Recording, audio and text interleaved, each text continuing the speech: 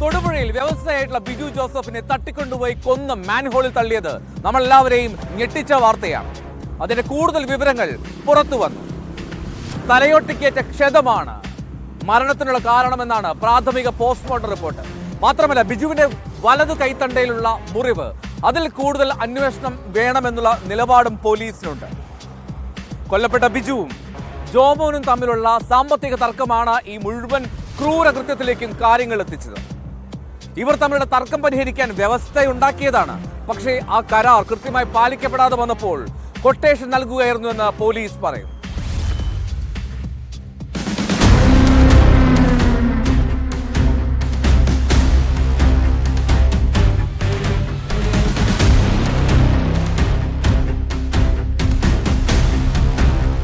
കൃത്യമായ ആസൂത്രണത്തോടെയായിരുന്നു കൊലപാതകം.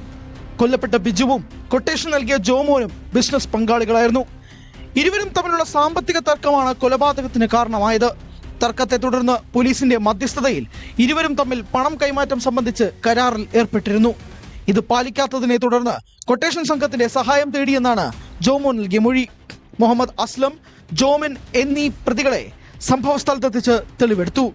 ആദ്യം പെട്രോൾ പമ്പിലും പിന്നീട് ബിജുവിന്റെ വീടിന് സമീപത്തും കൊന്നു കുഴിച്ചു മൂടിയ ഗോഡൌണിലും എത്തിച്ചായിരുന്നു തെളിവെടുപ്പ്.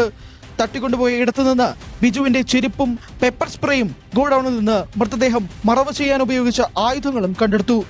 മുഖ്യപ്രതി ജോമോനും മറ്റൊരു പ്രതി ആഷിഖ് എറണാകുളത്ത് കാപ്പ കേസിലും റിമാൻഡിലാണ്. ഇരുവരെയും കസ്റ്റഡിയിൽ വാങ്ങാനാണ് പോലീസിന്റെ തീരുമാനം.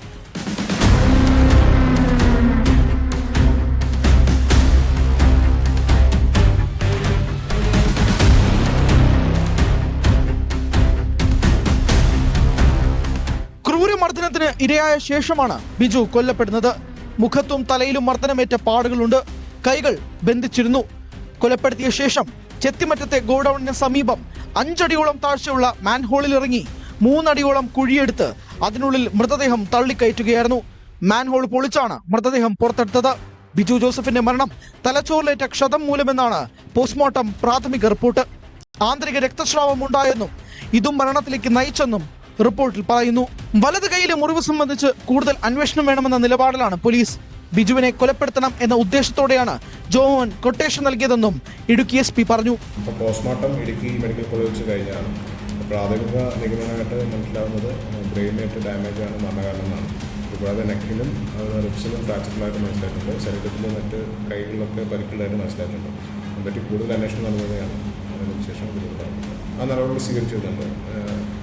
അത് വരുന്ന ദിവസങ്ങളിൽ വേണ്ട നടപടി സ്വീകരിച്ചു വിശദമായ അന്വേഷണം നടത്തുന്നുണ്ട്. ഈ പറഞ്ഞ എല്ലാ ആരോപണങ്ങളിലെയും വിശദമായിട്ടുള്ള അന്വേഷണം തന്നെ പോലീസ് നടത്തിവരുന്നത്. ഈ മരണകാരണം എത്തരത്തിലാണെന്നുള്ളതാണ് ഈ പ്രാഥമിക പോസ്റ്റ്മോർട്ടം റിപ്പോർട്ടിൻ്റെ ഒരു അത് മനസ്സിലാവുന്നത് തലക്ക് ഏറ്റ ക്ഷതമാണ്, ബ്രെയിനിനുള്ള ഇഞ്ചുറി ഉണ്ടായിട്ടുണ്ട്. അതുകൂടാതെ ഹെമറേജ് ഉണ്ടായിട്ടാണ് മനസ്സിലാവുന്നത്. കൂടുതൽ കാര്യങ്ങൾ വിശദമായിട്ടുള്ള റിപ്പോർട്ട് വന്നതിന് ശേഷം നമുക്ക് പ്രതികരിക്കാൻ പറ്റും.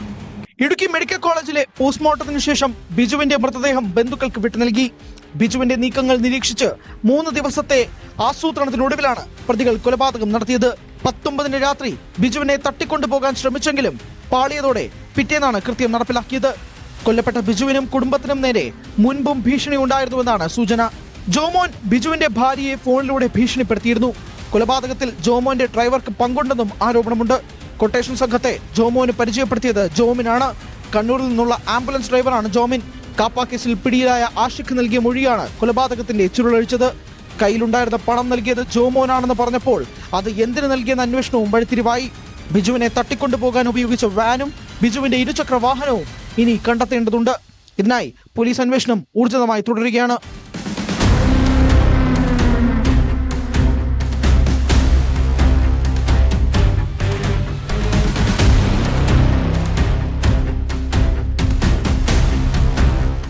ന്യൂസ് 18 തൊടുപുഴ.